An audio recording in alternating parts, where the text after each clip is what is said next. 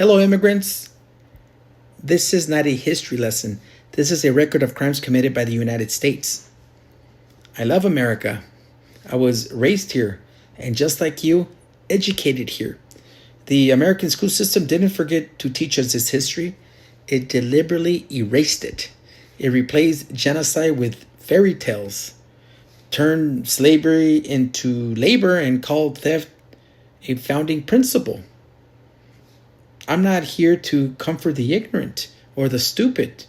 I'm not here for myths. I'm here to expose 5 more states for what they are: monuments to genocide, stolen land, slave labor, and betrayal.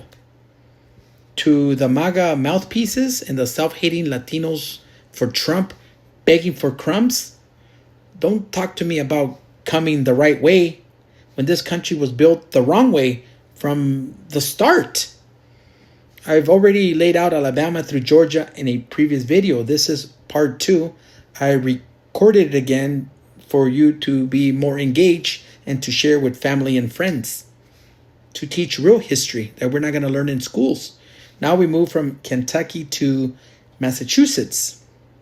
These aren't states, they're crime scenes. Let's get into it. The state of Kentucky, original nations, Shawnee, Cherokee, Chickasaw, statehood, June 1st, 1792. George Washington was president. Here's the truth. 1774 and 1795, settlers and militias murdered more than 1,500 indigenous people. Shawnee towns were burnt to the ground. By 1860, Kentucky enslaved over 225,000 black men, women, and children. Today, most white residents descend from Scotland, Ireland, and Germany. Black Americans, of course, remain, and a growing number of Mexican and Guatemalan workers now farm stolen land. This isn't a state. It's a plantation with paved roads. Louisiana, original nations, Choctaw, and other groups. Statehood, April 30, 1812. Thomas Jefferson was president. Truth, in 1730, French forces wiped out more than 400 native people, men, women, and children. By 1860, over 330,000 black people were enslaved here.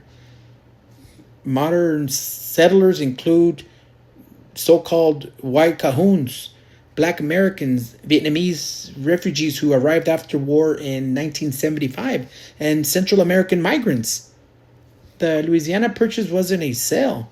It was a blood deal. The state of Maine, original nations, Wabanaki Confederacy. Statehood, March 15, 1820, James Monroe was president. Here's the truth.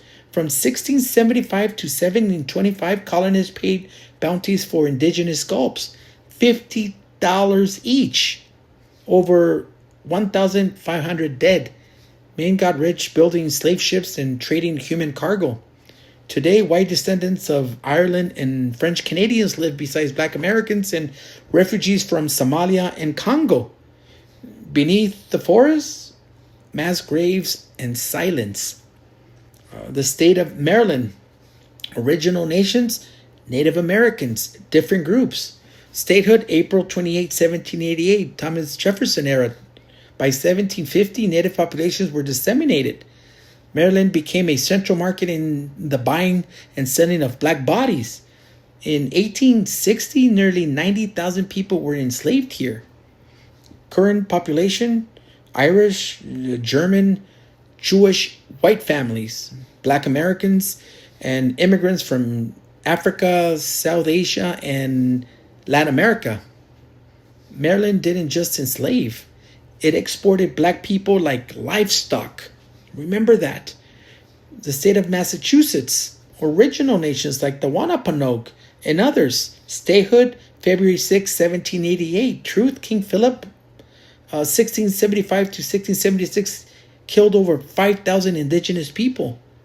Boston claimed moral superiority while its economy thrived off slavery. Today's population, Irish, Italian, Jewish whites, black Americans, Haitians, Dominicans, Capes, and Brazilian immigrants. Massachusetts calls itself the cradle of liberty. It was born in blood. Don't call this progress. Call it what it is. A cover-up. Until this nation owns the truth, justice will never begin. Stay alert. Stay sharp. The story isn't over. The truth is in your hands. Don't drop it. Pass it on. Follow for part 3.